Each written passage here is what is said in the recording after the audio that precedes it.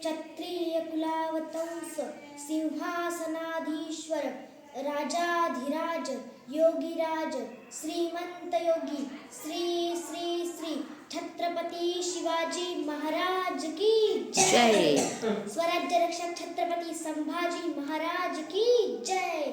जय जिजाऊ जय शिवराय, जय जिजाऊ जय शिवराय।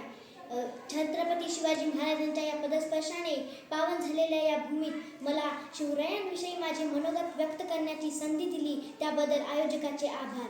महाराष्ट्राचे आदिदैवत भूपती नृपती पृथ्वीपती परमप्रतापी प्रगल्भी बुद्धिमान विज्ञाननिष्ठ जगविख्यात विश्ववंदनीय राजाधिराज योगीराज श्रीमंत योगी छत्रपती शिवरायांना या जिजाऊच्या लेखीचा मानाचा मुजरा।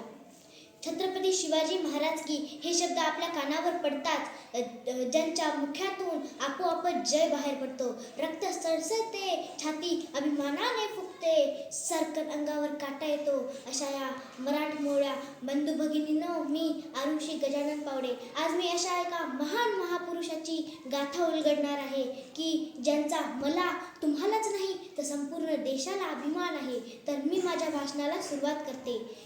आज या मातीमध्ये जन्म घेतलेल्या मुलाला सांगावं लागत नाही की छत्रपती शिवाजी महाराज कोण होते, कारण जन्मताच इथली माती त्यांच्या मनामध्ये शिवरायांचे नाव करून ठेवते। शिवछत्रपती हे नाव फक्त भारतातच नव्हे तर संपूर्ण जगाच्या कानाकोपऱ्यापर्यंत पसरलेले आहे। कोण होते हे शिवाजी, असे कोणते काम केले त्यांनी की आजही त्यांच्या नावाचा जय जयकार होतोय। शिवछत्रपती म्हणजे मावळ्यांचा मेळ, शिवछत्रपती म्हणजे मनगटातले बळ, शिवछत्रपती म्हणजे तलवारीची वार, शिवछत्रपती म्हणजे छातीवरचा वार, शिवछत्रपती म्हणजे मनामनातले धैर्य, शिवछत्रपती म्हणजे सह्याद्रीचे शौर्य। इथल्या लोकांना तर सोडाच, पण इथल्या दर्याखोऱ्यांना इथल्या दर्याखोऱ्यांना विचारलं तर ते सांगतील रुद्राचा अवतार तो वाघाचा ठसा होता, विचारता सह्याद्रीला आणि विचारता सागरी लहरींना की माझा शोभा कसा होता। खरं तर छत्रपती शिवाजी महाराज हे नावच असं आहे की त्यांच्या नावातील प्रत्येक अक्षर हे त्यांच्या कार्याची व पराक्रमाची माहिती सांगणारे आहे। जाता जाता एकच सांगते, हातात धरली तलवार छातीत धरले